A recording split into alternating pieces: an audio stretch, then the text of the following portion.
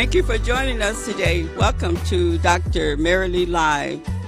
Today, we're joined by Robert Harding. Mr. Harding is a biochemist, founder and CEO of Aquaponics Life and RST Bioscience LLC. And we'll be discussing the dismantling of institutional racism based on an article that he has written and shared with us. We want to thank Dr. Tatum and Michael, if each one of you will say hello and a couple words. Hello, and welcome to the program. And waiting to hear from you. Thank you.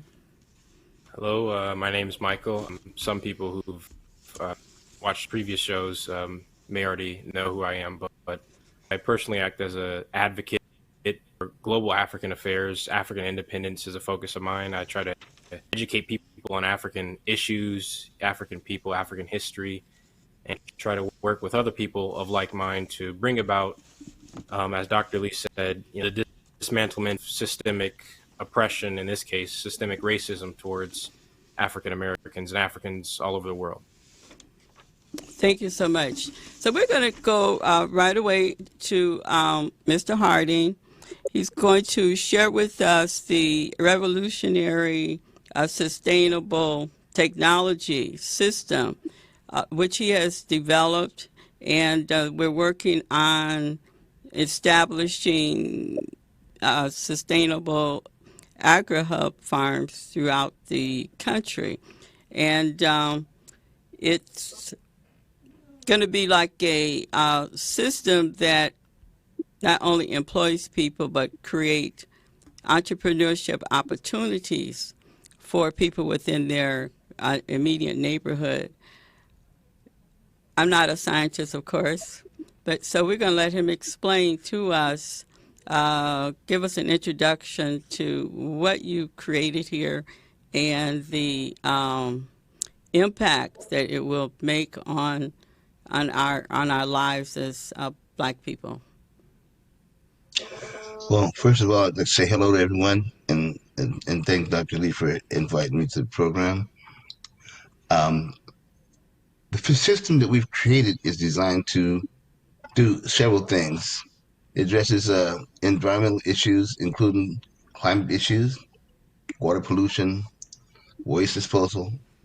It also addresses the systematic disenfranchisement of Black farmers and Black people in general throughout the history of this country. It's, in a sense, an opportunity for us to gain back some of the ground we should never have been denied in the first place, and especially in agriculture. The system is designed to give Black people the opportunity to grow their own food and grow food for others as well, and establish basically a new system of food to replace the current system that is failing us miserably at the moment. I know everybody's aware of as climate change effects start to basically devastate communities around the world unpredictably in all sorts of areas, that our food system is extremely vulnerable. Well, that vulnerability brought up a lot of other issues with the food system. The supply chain is in shambles already because of immigration policies, because of natural disasters that are occurring more frequently and unpredictably in unpredictable places. So the agriculture system is failing us, and we have to do something about replacing it. This is a golden opportunity to right some of the wrongs with the system itself in terms of how it treats our environment and how it treats us.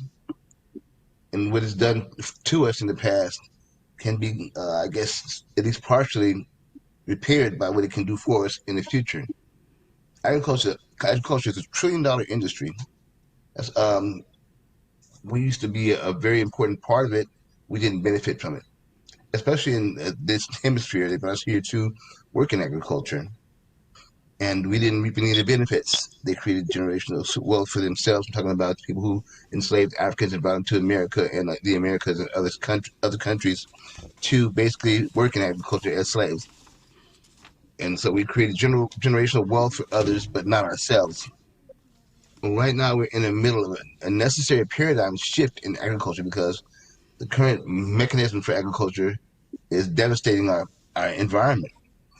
It's the number one cause of atmospheric carbon, even above the automobile industry. It's polluting our waterways, and our land is being basically destroyed. The part of our land that makes our food nutritious is actually the life that lives in the soil, and that's being totally destroyed by the way that farming is currently executed. So it has to be replaced by something that's going to be sustainable. It is not sustainable as it exists at the moment. The last time agriculture in this country went through a sea change like this was when we went from an agrarian society with family farmers basically supplying most of the food for everyone in this country to a commodities based economy where cotton, sugarcane, rice, these things basically fueled the transformation of the agriculture industry into what it's become now. Well, from the very inception of agriculture in this country, when it went from that agrarian family farming type of system to a commodities based system, they did it by implementing free labor from slaves that they brought here from Africa. That changed the whole nature of this nation economically and created the superpower that it is right now at our expense.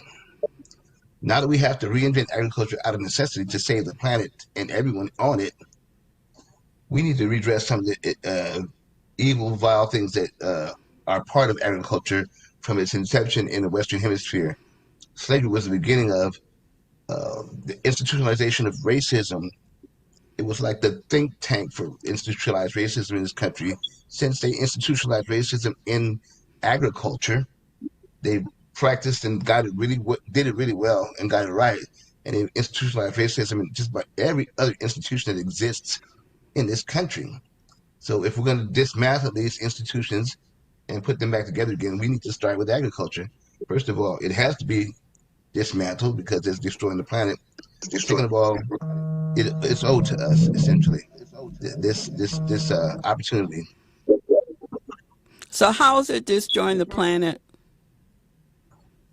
Well, there's several things that agriculture in these big, huge agribusiness farms does. They till the soil to the extent where they kill all the microorganisms in the soil. The soil itself is inert; it's just ground up rock essentially. But the life in the soil is what's responsible for transferring the nutrition from the soil into the plants. The way that they farm, they kill the life in the soil, the microorganisms that are responsible for doing this. So as they dismantle them, they basically destroy the opportunity for the food to be nutrient dense as it should be.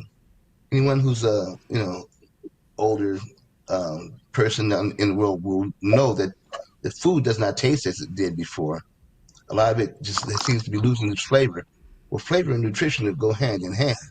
Nutritional density of the food that we eat is just totally a fraction of what it used to be, and that poor nutrition um, is causing us all kind of issues in terms of our health and well-being. Not just us, everyone who eats this food, which is pretty much most people who don't eat natural organic food that's grown in good, healthy soil. So it's a problem. It's a problem that's showing up in lots of different ways. Different diseases that were not prevalent in our society 70 years ago, all of a sudden are cropping up everywhere. When I was growing up as a young man, I never even heard of autism. Now, every 10th kid has it. A lot of these diseases that are related to food, diabetes, etc., heart diseases, because of plaques in your arteries. A lot of these can be traced back to food and poor nutrition. Most of all, your immune system needs to be strong and healthy for you to fight off all the things that can make you ill and possibly kill you that are around us and have always been around us. We've always been protected because our immunity has been functioning at a high level.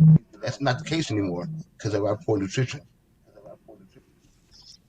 Okay, so the climate, the carbon imprint or footprint, how is that?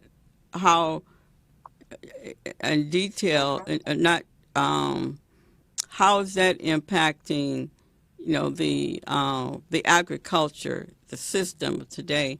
How is this causing this large carbon footprint? Well, there's several examples of how this is contributing to this immensely.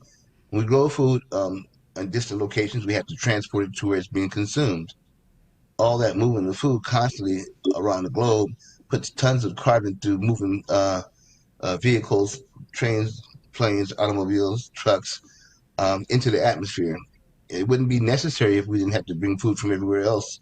We're growing food in Mexico and Brazil and other countries and bringing it here to consume. And that's just it's creating a lot of carbon from just burning fossil fuels. When you kill organisms in the ground, basically the carbon that was in their little bodies ends up in the atmosphere as well because they decompose and turn a lot of their biomass gets turned into CO2, ends up in the atmosphere. That's a large contributor. People don't really realize it because it's so insidious, but it's been going on for almost 100 years now. And those are two main hydrogen contributors to the carbon contributors to the atmosphere that goes on everywhere in the world because big agribusiness is ubiquitous around the globe. People who have fertile land, Africa, for example, and could grow, their economies have been, I guess, changed to the point where they end up importing food for different reasons. And now we got more of the same problem. Instead of growing their own local healthy food organically, they're importing food from far away to enrich the 1% or whoever is benefiting from this and destroy the planet at the same time. So we're putting a lot of carbon into the atmosphere through these mechanisms, and it's going to choke us off and destroy our planet eventually. In terms of Black people, we benefit less from agriculture now than anyone. When we actually were the ones who established agriculture as a cornerstone of the American economy. Since the Industrial Revolution, we've been replaced by machines, but we never would have gotten there without the labor of slaves imported from Africa in the first place. So we did really build the wealth of this country, and it's time to remake agriculture, or we're going to destroy the world. And while we do that, we need to redress some of these ills, not just the environmental ills, but the social ills as well. So how are you addressing the biomass um, situation through your technology or through the farms which you want to get to, and and how they're structured? And so how are Well, you? Okay, I guess another question too on top of that is how are you monetizing the biomass? well, first of all, we're creating biomass by capturing it from the atmosphere. Um, Same thing you learned in elementary school, photosynthesis, right? So we capture biomass in green plants, and then we use these green plants to basically run different processes on our farms. That biomass will end up in products that we sell, will end up as energy that we use on the farm, or something that we actually can put into the marketplace to increase our profitability on the farm. Our farming technology has 11 novel revenue streams that most farmers don't enjoy because they just don't farm the way we do. This system was created to use up everything on the farm that's organic without putting any organic waste into the environment that will end up in a landfill or someplace, or putting any polluted water into the environment that will end up in our lakes and rivers and streams and waterways and the ocean. Um, we farm using aquaponics, which recirculates the water, and we don't put fertilizer on the ground so it can be washed by rain into the rivers and streams, end up in oceans and estuaries, killing marine life and causing algal blooms and whatnot. We actually keep everything in a closed loop system. So if we're not using it up on the farm, we're selling it to someone as a value added product or as a vegetable. So these farms are urban farms, so where farmers can take place anywhere in any part of a town or a city.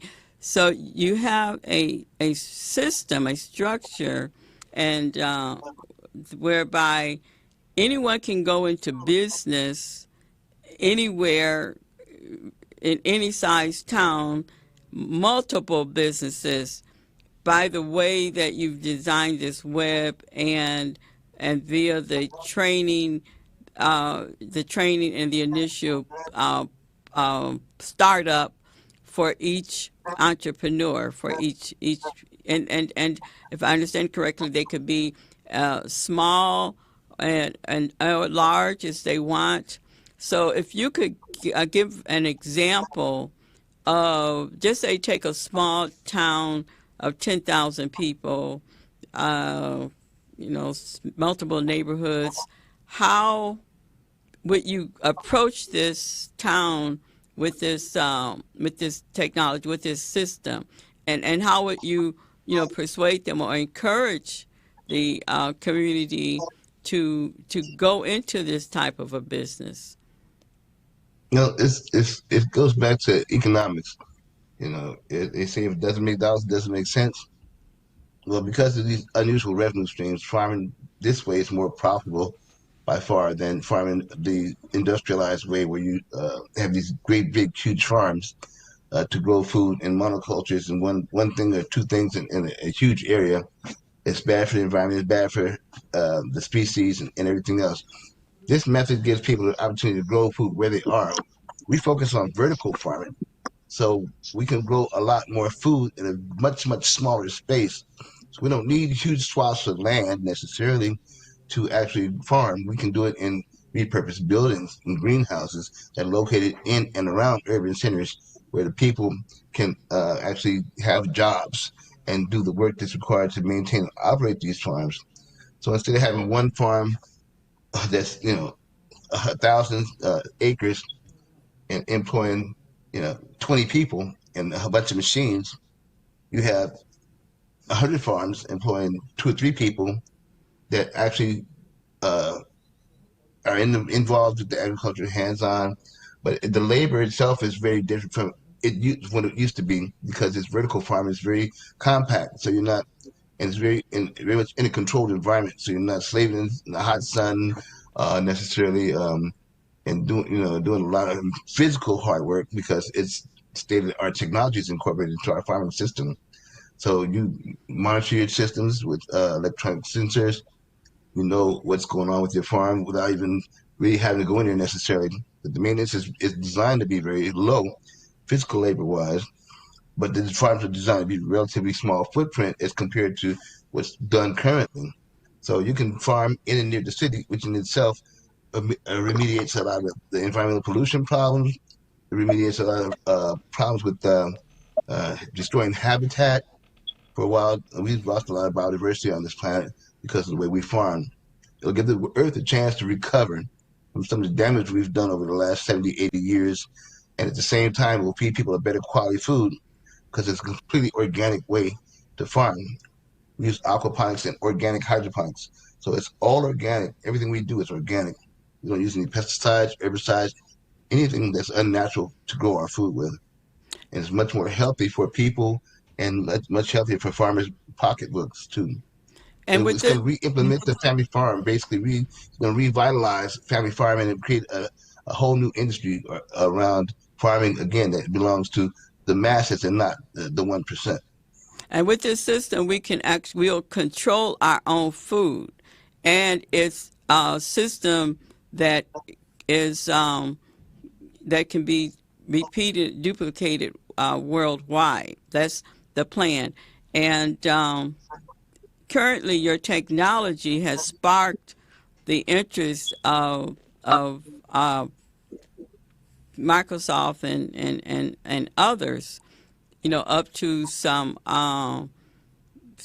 some hundreds of millions of dollars as to become a part of this technology.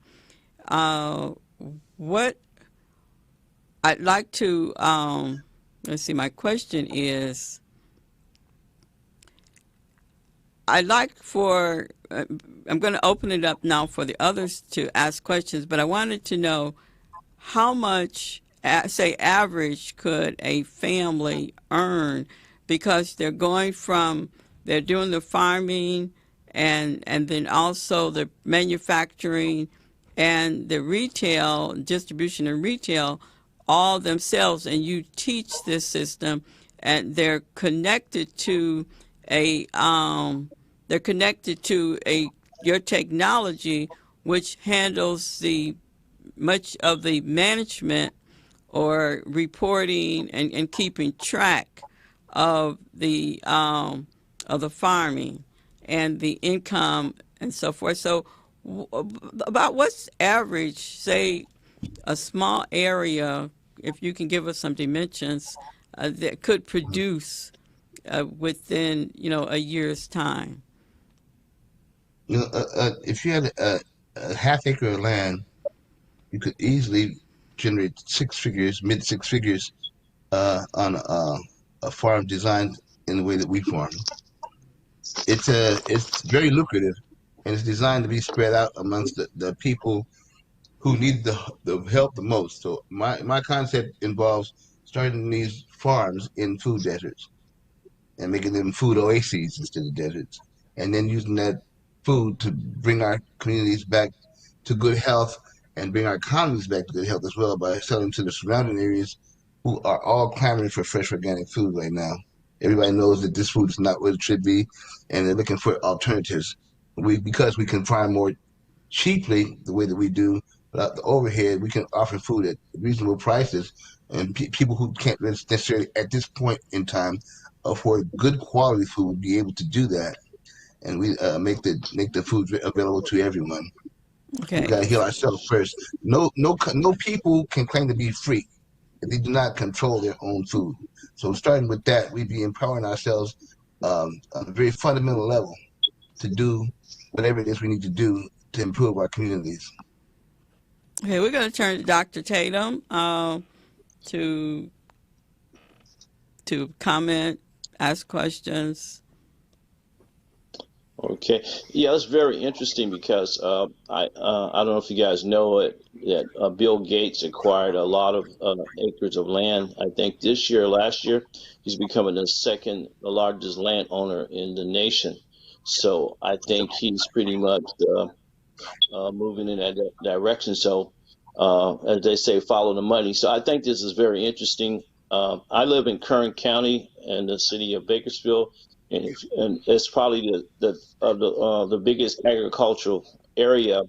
According to them, they feed a third of the world. They got the strawberries, the almonds, and the grapes, and it's a lot of activity. Now, my concern is that, and especially here in Kern County, way back in 2016 when I was running for mayor, uh, it takes an average of so many gallons to produce just one almond. So, doing this type of process, how can you offset those various products that people are growing that needs water streams to supply? So, how can you balance that out for those types of products? Aquaponics is designed to be recirculating. So that recirculating water is essentially used over and over again. Plants are responsible for cleaning the water. The fish make the fertilizer in the water, and it goes to the plants. They clean it again, and it's round and round. The only thing that stays in there is the water. Nutrients being produced and then consumed in the system while the water recirculates. We use less than 10% of the water to grow the same amount of food for most crops. I don't know about almond trees per se. Trees have a little bit different requirements than, and we do grow some trees in these aquaponic systems as well. We can grow probably most anything in these systems. It's a matter of engineering and biological science and farming science to be able to accommodate plants we currently don't grow, but we probably can cultivate at this point 90% of what people consume. That's awesome. Let me just say one thing too. 1% of the world's water is potable water. We can drink it. The rest of it is in sea or on polar caps. Of that 1%, currently 70% of that is being used for agriculture. That is not sustainable either. As the population of the world increases, it's going to be a source of many extreme geopolitical conflicts going forward if we don't do something about that right now. We're going to turn to Michael. Yeah, I appreciate you coming on the show, Mr. Harden, and thank you for sharing this information with us as well as your expertise. We definitely need it. I just wanted to, before I ask a question, I wanted to provide a little bit of elucidation for anyone listening as to what the significance and importance is of what you mentioned, trying to eat as organically as possible because of the nutritional quality of organic versus non-organic food and the significance of climate change. So firstly, when you mentioned the fact that, and this, I think you're referring to the United States, quality of food has been decreasing over time because of this kind of disregard, which is probably from big corporations as to the quality of the food if they can just produce more quantity and make money off of it. This disproportionately impacts Black people in the United States because people have to consider that African Americans are disproportionately poorer than, let's say, European Americans. They're more likely to work in jobs that require them to work for longer hours. It means they have less time to, let's say, go look for a healthy alternative at lunch. They usually have to go to fast food already. And even when they do find, food that isn't fast food in, say, the grocery store, as Mr. Harding's telling us, usually the type of food that's shipped into these supermarkets now is food that's of lesser nutritional quality because of this type of farming. So this, as well as the high stress lifestyle, is just going to kind of amplify the maladies in the African American community. So health is, to be quite honest, the most important thing to get right first. And organic farming, as Mr. Harding is laying out, or kind of revolutionary organic farming as he's laying out, is very important for Black people especially to get ahead on.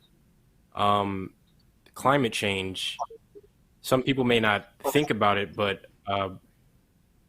Africa disproportionately, unfortunately, feels the effects of things like climate change. And what climate change can do is lead to higher temperatures, droughts, more frequent droughts, and rainfall variability, meaning the patterns of rainfall that farmers, let's say in Africa, usually rely on can start to be mixed up because of climate change. Climate change, as we know, is disproportionately caused by non-African countries, but disproportionately felt by African countries.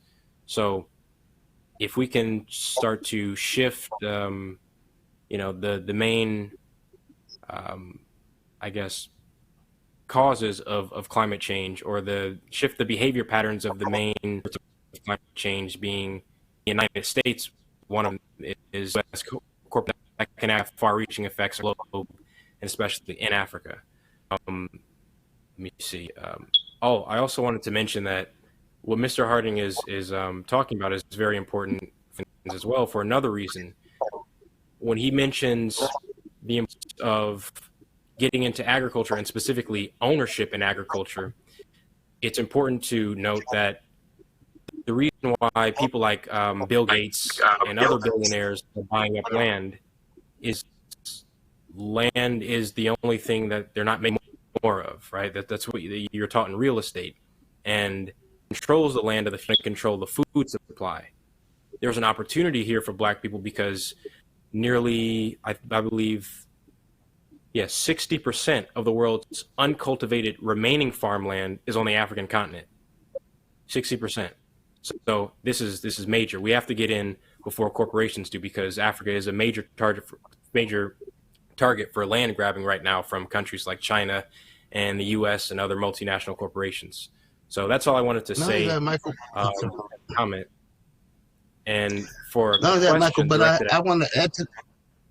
I'm sorry. I want, before you get off the subject of Africa, we want to talk about the African Union actually opening up the borders to try to operate as a single economic bloc last summer. They have the African small nations. Yes, they have small nations by design that you're weak and unable to present much of an economic or military challenge to the West. They have different cultures, different languages, and now they're going to try and operate as an economic bloc in unison. They need a framework upon which they can build this this economy, this commerce. Right now, there's no common ground for them to use as a starting point to start to increase their commerce and unify their policies and their procedures in order to affect global economics like they could and should be able to do. Agriculture is the one thing that they all have in common. Everybody's got to eat, and they all grow food to a certain extent. If they had a system where they actually shared in this system of agriculture to start a mechanism for other economic endeavors, a framework that could build upon using agriculture as a starting point, it's the best opportunity for them to actually be effective and grow into this new position that you're trying to occupy in the global economic state. It's as critical that we go to Africa with this technology because it's designed to unite these African nations as one economic power. And if we do this right, we can be the catalyst to putting Africa on the world stage and empowering her to be all that she was meant to be. Excellent, absolutely. And as you mentioned, with the potential profitability of the technology that you have, that's an important point you mentioned about really economically developing Africa through agriculture. Certainly that's not the only way. There are plenty of resources on the continent, but absolutely that is, I think, what they're calling it. A lot of European sources that report on African affairs are calling it the green revolution of the future. They think the next agricultural revolution, the green revolution, is going to happen. It's only a matter of who's going to be guiding it, corporations or the Africans. And I guess my question to you is something you kind of already spoken to, but if you can reiterate, is your technology one of those answers to give Africans to take back the continent, the chance to take back the continent, really? My technology was designed to do just that. Excellent. I designed it around the concept of how do we consolidate power globally? What can we use? What can we do? Not just here, but everywhere. And this is what I came up with. Excellent. Excellent.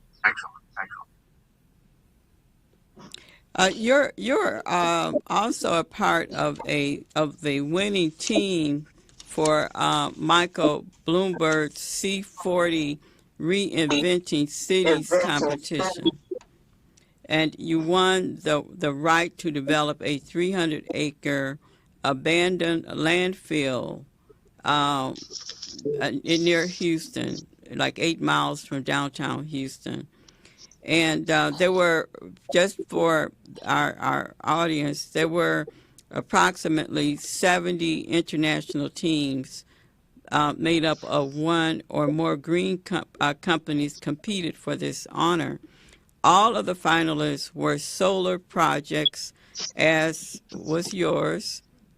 But your project, however, included this community component that features your plan here, your AgriHub Community Ag Center.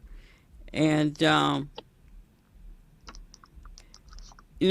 I want you to express, and you have been, but just, reiterate the importance of this project and how communities can become a part of this and save their own neighborhoods, period. Well, it's designed to be community based in terms of inner city communities, true desert communities where most African Americans live in this country. Like, and that project is kind of launch. This project is going to kind of launch this technology in Houston, Texas, and from there we plan to spread it out across the nation, and then in the Caribbean and Africa as well. But the fact that we were a part of the winning team is giving us the opportunity to mitigate some of the expenses we ordinarily would incur to start this whole ball rolling. But once we start it rolling, it will fuel itself because it's very profitable. We do need seed money to get this thing rolling and to do it like we have designed it. To keep control of it going forward, we're going to have to invest in it. Certainly, it's designed to start in the food districts because the land there is more accessible than anywhere else in these cities. There's a lot of properties that are either in disarray or ill-maintained, empty, abandoned buildings and whatnot. All these are or locations we could turn into urban farms pretty easily. Revitalizing the local economies, putting people to work, and all these. It's going to be a series of farms in every food desert, several different farms. They all feed their food products into a central hub. That central hub is going to be like a command and control center for agriculture in that community. People go there to buy food. They go there to learn about food, learn about cooking food, learn about the science of food. It's going to be an educational engagement center as well to put people back in touch with their food. I mean, we don't even half of us don't even cook like we used to anymore. We got to be people had to be re-educated about the power of food and how important it is culturally and how potent it is in terms of our personal health. In terms of the individuals, our plan is to create in each one of these hubs like a center where we can fund these remote farms, and every farm will be an opportunity for a business for someone in the community. So we'll have almost like a credit union for farmers where they can get the funding they need to start their own small urban farm. The technology is going to be provided to them. There'll be technical support coming from the hub. They can learn the new farming technology. They'll be monitoring from the hub, monitor the sensors on their farms and everyone else's farms. We're also going to integrate the products into a system for distribution that includes um, a mega store where people can go online and shop, purchase their food, and have it dropped off to their home, which is the latest trend in agriculture. We're definitely not trying to do some antiquated technology or techniques for delivering this technology to the people.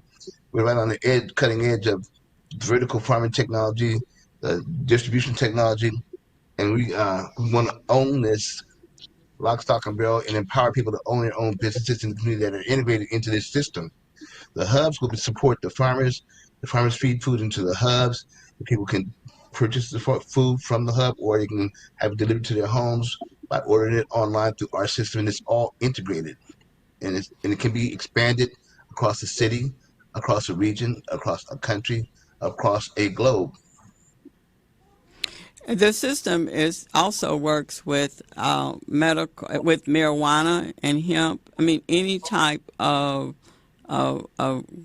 cultivating, and you have you're also training and you're with marijuana consulting with growers as well as developing your own in several parts of the country right now. And so, what I'd like for you to do is to explain to our audience, to our listeners, why it's important that we as a people also be a part of this marijuana and hemp industry that is exploding. The last time we had a major disruption in agriculture in this country was when slaves came from Africa and basically started commodities in this country. And then there was industrial revolution, which made them not as important in the scheme of things. Now we're in the middle of another disruption. It's going to redistribute the wealth in this country again. It's very, very lucrative to be involved in these marijuana and hemp businesses. And we're experiencing some of the same institutionalized racism that has harmed us in this country from its inception. Um, that is unacceptable, especially since the people in power politically in this country depend on us to keep them and put them in power. Uh, we need to get our people motivated and focused on getting a foothold in this marijuana and hemp industry right now while it's being formulated. Because once it's put together and it's up and running, the institutionalized racism that we experience in every other institution in this country will be embedded in it. And once it's embedded in it, there will be no chance for us to have access, just like there is most every other industry right now. To have equal access to the mass these industries as other people, it's just not possible because of the way they're constructed. We need to put our foot down and say, this is what we need, this is what we are owed. We need to have access to these licenses to grow. We need to have tax relief for the money we make in these industries as a way to help us make up for some of the lost ground over the last 400 years. And it's the only way we're going to ever get any kind of redress of these what's owed us in this country because we're not taking anything out of anybody's pocket. This is a brand new industry. It's just being formulated. They're keeping us out. They need to let us in and let us do it without penalizing us through taxes so we can try and rebuild our communities on the money from this next revolution in agriculture that we're in the middle of, the beginning of right now. Right now, it's not federal, but when the federal laws kick in, we need to make room for black folks to make sure we get a good portion, if not the majority of these licenses to grow so we can start to rebuild ourselves from the inside out. It's not coming out of anybody else's pocket, so it's going to be easier to sell this to the politicians. It's going to be a policy issue. They can do this with policy. We put them in office. They owe us. We put them in office every time they get in office. They're in office now, Democrats. They want a green revolution. How about equity in this green revolution through letting black people have a lion's share of this medical marijuana and this recreational marijuana and the hemp industries that are coming out of this whole revolution in agriculture. Last one they did it on our backs. They owe us this. And I certainly do agree. If I could ask a question to Yeah. Mr. Harden, given your, I'm sure you probably are intimate with for not just obviously slave and crow, but also for the drug war in the form of taxation on marijuana, something that some political figures have been talking about. Is that something that you would agree to, a tax on marijuana that generates revenue that's kind of put into a pot of reparations for black people, not just reparations as it pertains to slavery and Jim Crow, but also reparations for, which you mentioned, the drug war, something that was disproportionately put on our backs that now is going to, if not corrected, leave a bunch of black people incarcerated with records and poor while a bunch of white-owned corporations are getting rich. So is a taxation on marijuana that goes back to reparations for black people something you'd support? I would support it, but I think it's dropping the bucket compared to what we need to get back on our feet and what's owed to us. Absolutely. Why are they making the billions of dollars? It could be us.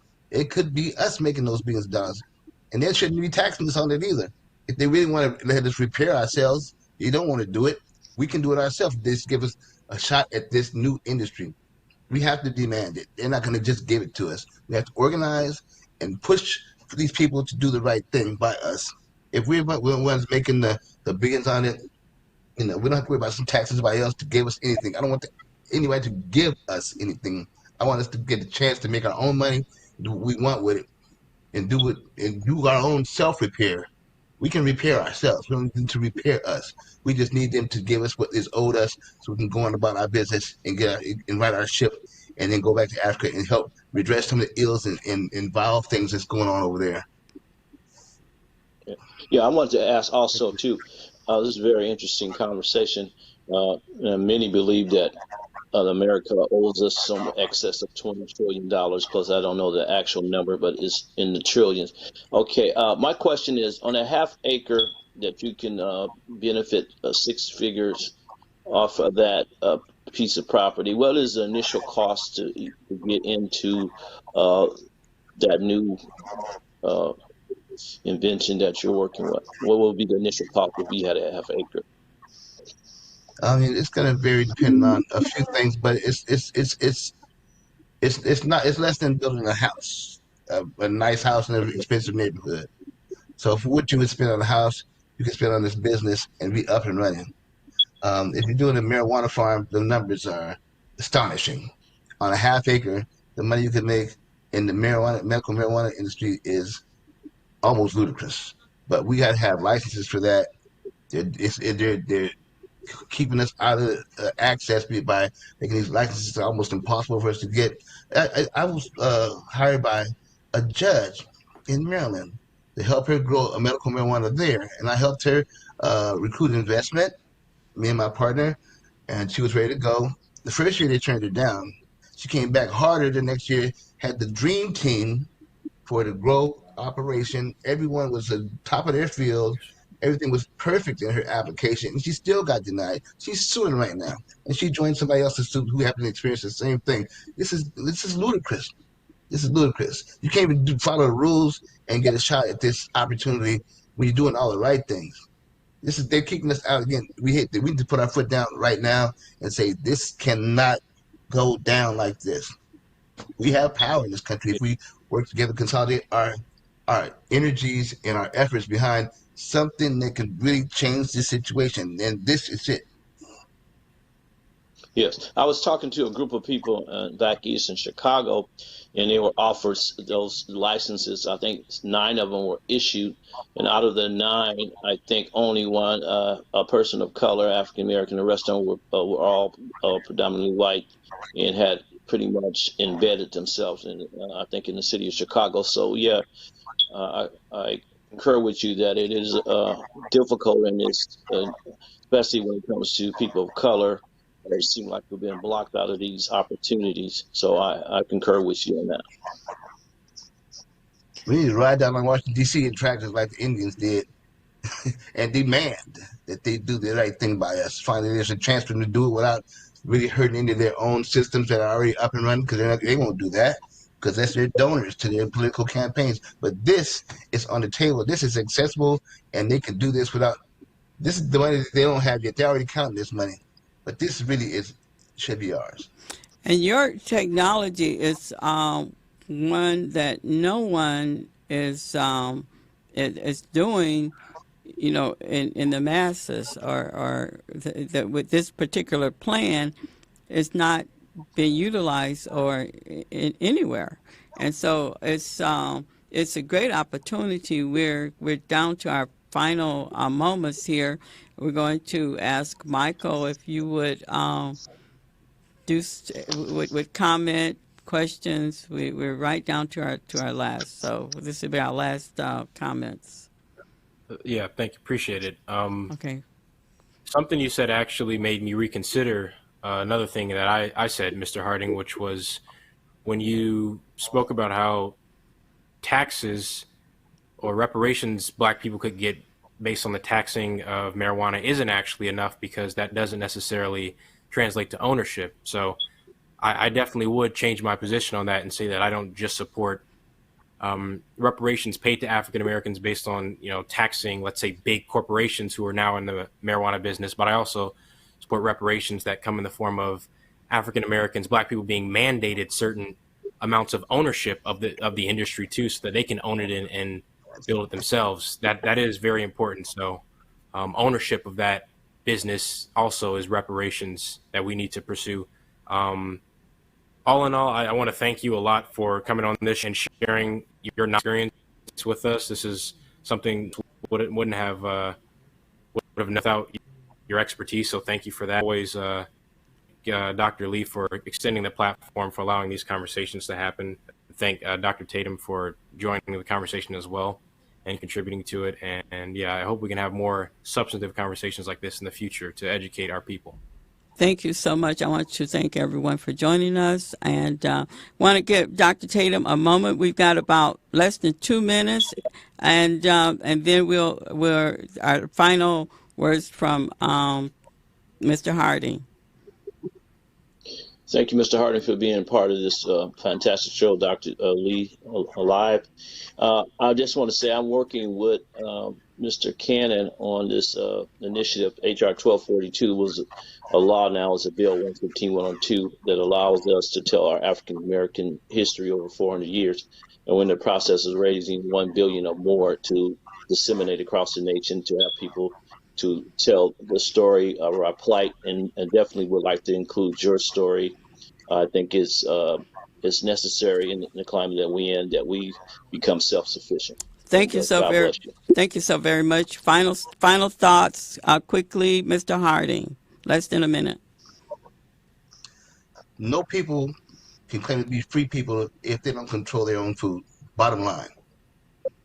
If the persons who control your food haven't flexed on you yet, that's their choice. If they decide to and they control it, they got you.